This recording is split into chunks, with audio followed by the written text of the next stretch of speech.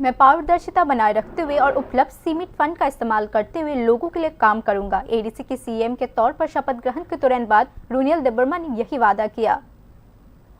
बुधवार को एडीसी मुख्यालय के अंदर खुमलुंग ऑडिटोरियम में नई काउंसिल के मुख्य कार्यकारी सदस्यों का शपथ ग्रहण समारोह आयोजित किया गया। इस समारोह के दौरान रुनियल देबबर्मा ने मुख्य कार्यकारी सदस्य के तौर पर शपथ ली, जबकि चंद्र कुमार जमातिया ने कार्यकारी सदस्य के तौर पर शपथ ली। शपथ ग्रहण समारोह में मौथा पार्टी के मंत्री और विधायक, साथ ही विभिन्न स्तरों के नेता और प्रशासनिक अधिकारी शामिल हुए।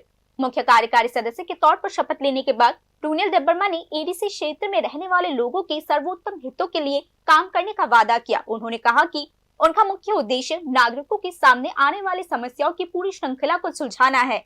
इसके अलावा उन्होंने घोषणा किया कि टीटीएडीसी के लिए अधिक फंड हासिल करने के लिए मांग उठाई जाएगी। साथ ही उन्होंने यह भी कहा कि नागरिक विकास की दिशा में प्रयास जारी रहेंगे और उपलब्ध फंड में मौजूदा सीमाओं के बावजूद पूरी पारदर्शिता सुनिश्चित की जाएगी।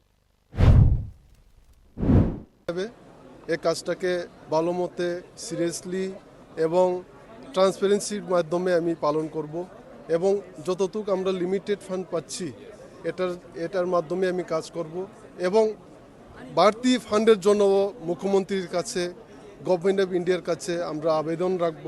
আমাদের বুবাগরা আছে, ওনার সাথে সবাই মিলে, আমাদের এমএলএ, মিনিস্টার সবাই মিলে আমরা যাব এবং ফান্ডের জন্য। Report news now.